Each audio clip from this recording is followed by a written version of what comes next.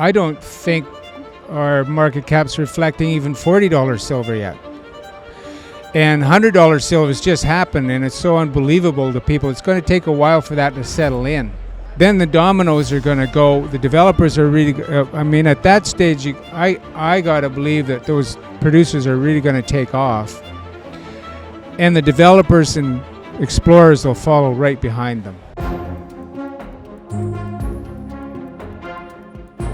Speaking now with Jim McDonald, CEO of Kootenay Silver. Jim's been calling for triple-digit silver for quite some time on my show. I remember you were on the show about a year and a half ago when I interviewed you. You said that if the gold-silver ratio were to go to historical low levels, we're looking at $300 silver. The comments were like, this guy's crazy. I've heard this for 40 years. Not only have you been right in the direction, nobody's saying $100 silver is crazy now. They and can't. in fact, I think it's not so much that the call is crazy, it's just that the price move is so crazy, people forgot what's actually crazy.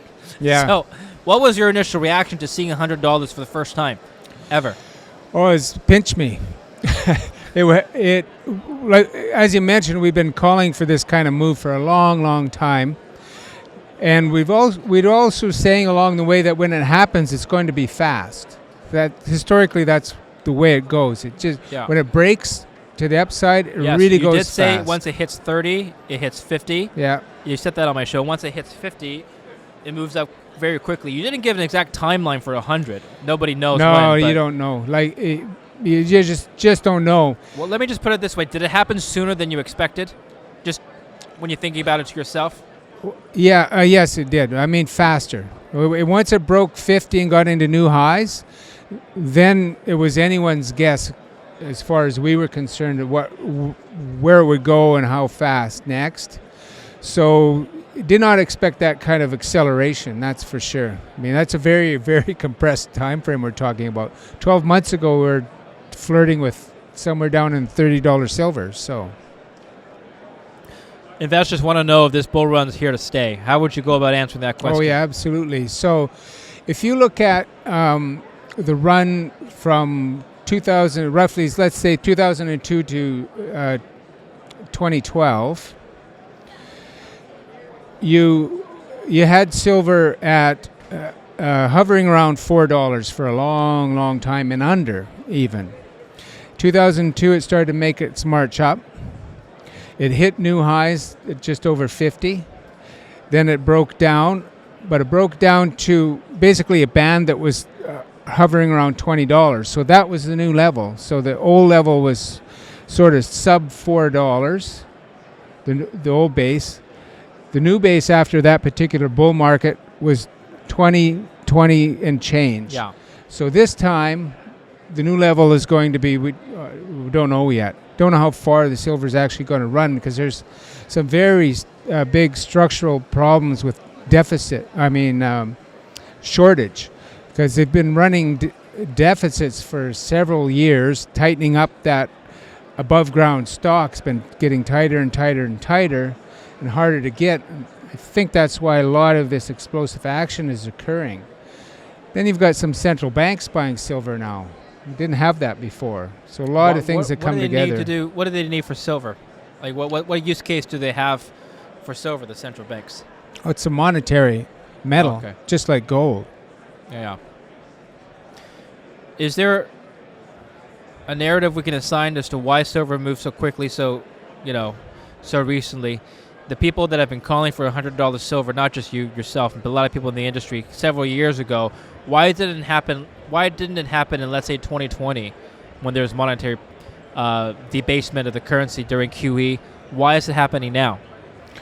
Well, you didn't have this. You didn't have the same fundamentals in place. You had a lot of above ground stock, and you just didn't have the strength of fundamentals backing it up. There's a lot of above ground stock, and historically what has happened with the silver price as it runs and gets too high, that available above ground stock would come into the market, soften the price, and just flatten it out. Now you don't have that. So it's a different setup. You could see it coming, you could see it coming, you could see it coming for a long time, and now finally it's breaking wide open, as we've seen. So I think that's one of the big fundamental things. But really, since 2020, we haven't, the Western democracies, the Western world hasn't stopped printing money, really. Yeah. It's just getting more and more and more in debt. You can go back and pick gold, because silver always follows gold. If you go back to the year 2000, the gold chart just goes like this. Right. Pretty well steady with the volatility, but it's just doing that. Silver's doing the same thing. Money supply does the same thing. And my own personal perspective, that's all you need to know. That money supply just keeps climbing steady, steady, steady like that. The gold price is just going to follow it.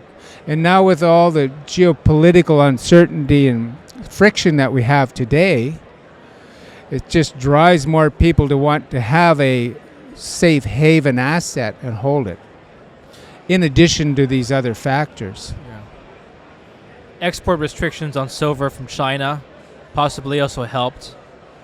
Have you had any conversations with people in the industrial side, people making chips or people needing silver for batteries or for solar panels, just on where they think the price of silver is headed and what they're going to do now that the price is so much higher than a couple of years ago? Certainly, I can't believe that the Samsungs of the world would be happy that silver is at current levels. Well, no, I haven't had any conversations directly myself. Okay. I can't imagine they're happy about it, but at the same time, the proportion of cost in whatever they produce that silver makes up as a percentage is still quite small. Even at $100 silver, it's going to be very small. So they need it. They're going to put it in there. It's not going to add tremendously to the price of that product at the end, because fractionally it's so small to the cost of production of the whole product. So they can withstand a lot of price appreciation in silver before they even think about replacement. But then what do you replace it with? It's not that easy to replace silver. It's just not. Well, you told me offline you're transitioning into a developer, right? Yeah, that's right. And I think that in itself speaks volumes to your personal conviction on this bull rally, because if you didn't think that this was sustainable, probably your strategy wouldn't change. Yeah, well, that's true. So we've got 4 deposits now, 4 discoveries, the latest being Columba that we've been really focused on the last 4 years. Drilling, getting that maiden resource out, and now we've got a huge 50,000 meter program to expand that resource. And the reason we're focused on Columba was because of the grades we're getting. We're getting all these fabulous high grades in these veins, and the widths of the veins, and those two things together mean you got the potential for a real low production cost. So that sort of discovery is the kind of discovery that can work in any silver environment. Now, meanwhile, the other 3 deposits needed higher silver. They needed to be 30 and above, or 35 and above. And now we're well past that. Well past that. And so we're now re-examining these 3 other deposits that were parked when they were sub-economic. Now they're going to look very interesting. So the first thing to do is start doing economic studies on them sequentially. So we're starting with La Ciguera first. Doesn't require any more work to be able to complete a PEA. So we announced a few weeks ago that that's what we're doing. We're going to deliver a PEA in the sometime in the first or second quarter, sometime in the second quarter of this year. And if it shows what we expect to, like strongly economic numbers, then we're going to have a re-rating on our silver ounces. Plus, it's reminding the market that, hey guys, we're not just Columba and the ounces there. We've got 3 other deposits here behind it with an awful lot of ounces that really aren't being valued yet. So it's going to show, hopefully, assuming we get positive results, that, hey, we've got an economic deposit here already. It's got to start driving towards feasibility study next. At the same time, keep accelerating that drilling at Columba to get it to move it from that 54 million ounce size up to the 100 million, which is our objective for that project. Okay. And has the recent move in silver price expedited your timeline to basically the next milestone that you wanted to achieve? Has it moved your timeline up at all? Yeah. Well, yeah, it did. With La Ciguera, with the three other deposits we have, it's La Ciguera, Promontory, and La Negra. Within the last 2 years, we updated all the resource reports on those projects in anticipation of when the silver price broke out to new highs, and parked them. Now we're in that environment, so now is the time to move on them. So yeah, we're accelerating that. I wouldn't say it's exactly accelerating. This is something we've planned for, and now we're there. So let's start moving those projects ahead. Is now ahead. the time to raise more money to fund your further developments? Well, we just did a bought deal announced just last week. It closed it, upsized it to $16.5 million. So we currently have about $18 million in the treasury. Once we close this financing, assuming the green shoe comes in, we'll be over $35 million. Yeah.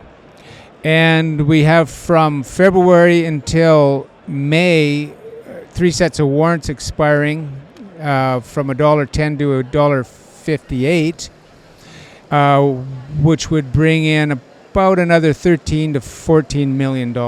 So we're really strong position. We're not going to have to look at a financing for a long, long time, but it puts us in a great position here to aggressively move these projects forward at the same time.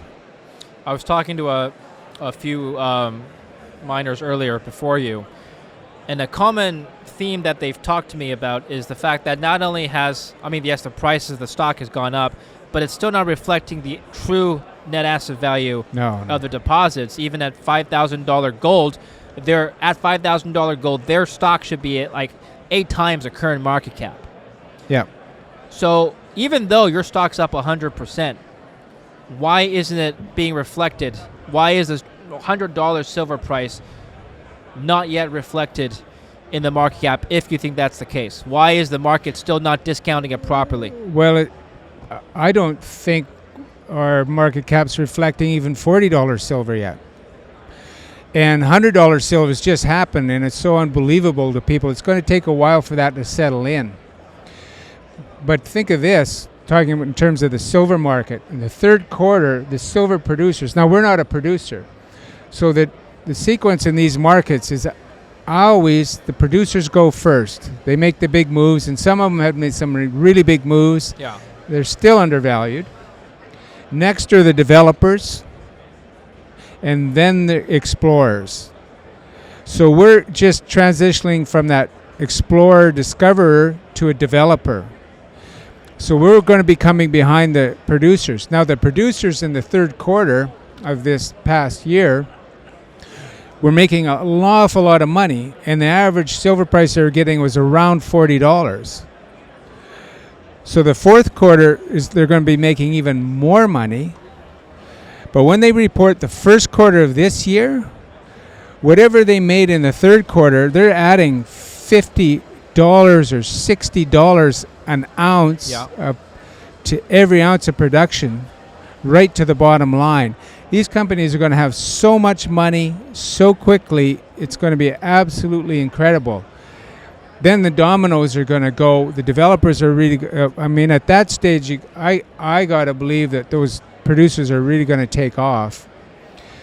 And the developers and explorers will follow right behind them.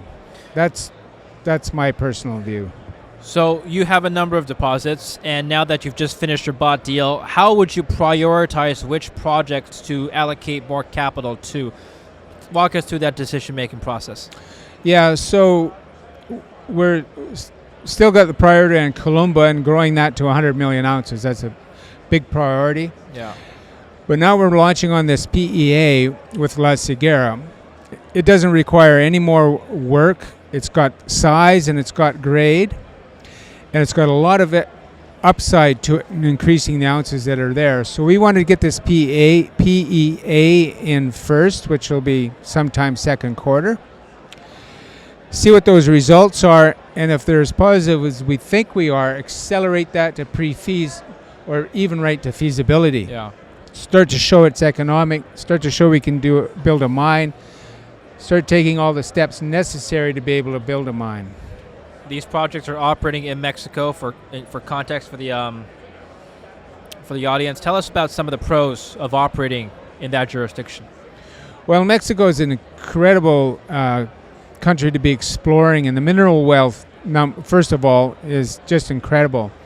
Over 500 years of mining history there means they've got great infrastructure, not just on government-based information, geologic maps, geophysical maps, geochemical maps. So you've got this great hard database to work off of, but then you've got all the human infrastructure and expertise that goes with it. Yeah. The engineers, the metallurgists, the hydrologists, the geologists, and so on, and the miners themselves. And so you got everything you need there. And then you've got all this opportunity, like our Columba discovery. It was mined twice in the past, albeit at a small scale, but it'd never been drilled until we drilled it. Yeah. So just these incredible opportunities. So all those things combined in Mexico just make it one of the best places in the world to be exploring, especially for silver, obviously. Well, there's some geopolitical tension in South America. Trump has repeatedly threatened to take military action against the cartels operating in Latin America, including in Mexico. Is that just noise to you, or are you actually taking operational tactics to prepare for that? Well, in our case, we're operating in areas where we don't have issues currently. So, I mean, there's nothing for us to do with that regard. We always stayed away from areas that were, call it hot if you like, that were dangerous or potentially dangerous. We just stayed away as a matter of business decision.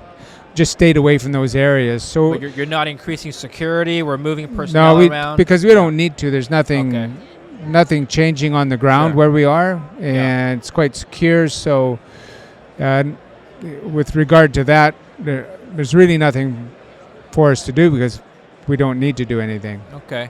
Well, tell us where silver's headed and what assumptions you're making for your next projection. We reached your triple-digit silver target that people thought was crazy. What's the next crazy outlook that's going to turn out to be right? Well, I read an interesting article here recently where the Bank of America was talking about silver price, and they're calling, I think, for 134 this spring. Yeah. And then the article went on to look at some historic markers. So in 2020, the ratio went down to 32 to 1. Yeah. Which would take silver to over 150 somewhere. In the 1980, in that run in 1980, the silver ratio went down to, I think it was 12 or 14, which would take silver to about 350 an ounce. So either one of those numbers is a viable number in our opinion. So you're doubling down on your $300 call. Well, maybe I just did. Either one of those is a plausible number. Yeah. That's what I'm saying. Yeah. We really don't know Sure. where it's going to go to, but either one of those is plausible. What about on the cost of development and exploration front? Do you see, your SG&A or drilling costs changing significantly at all? Well, we saw the big cost changes happen in that 2020 to 2024 period. Since then, no, it's kind of stabilized. So we're not seeing that wild inflation like we did in that period. Okay. And I guess finally, we've talked about how to allocate capital for your projects. What about expansion? What is your plan for growing your deposits, or do you have any such plan? Well, we're well underway in one plan. That's a 50,000 meters of drilling at Columba. Sure. So we're looking to expand that. After this PEA is done on La Ceguera, we'll take a look at that because there's a lot of targets at La Ceguera. It's a pit-constrained resource, and within that pit shell that's designed, there's room for 10, 15, 20 million more ounces with one single drill program in what we call a gap zone. So that'd be the next thing we would do for expansion at that point. The PEA will kind of dictate a lot of things in the second half of the year, where priorities go and how we accelerate spending money. Yeah. I often hear, if not always hear, that the main reason investors buy a miner rather than the mineral itself, whether it be gold or silver or copper, whatever the mineral may be, is the leverage and the higher beta to the underlying asset. So as a CEO, how do you ensure that your company maintains that leverage? Well, I think the best way is to start demonstrating economics. Okay. Show that you've got economic ounces in the ground. And that's the purpose of getting onto this PEA, because this PEA, assuming it's positive, will help show that these ounces are now economic at higher silver prices. And that being the case, you start to get re-rated. You start to be valued more per ounce in the ground than you are as an explorer. And so that, I think that's the smartest thing for us to do at this stage, is accelerate that process, and we've started it now. Looking back at the last major bull cycle, which was the 10 years leading up to 2011, what were some of the mistakes that developers and even producers made at the time that we can learn from today? Well, I think at that stage, there was a lot of focus on production size, and at the expense of cost. And so you had a lot of cost increase in all-in sustaining costs really went up.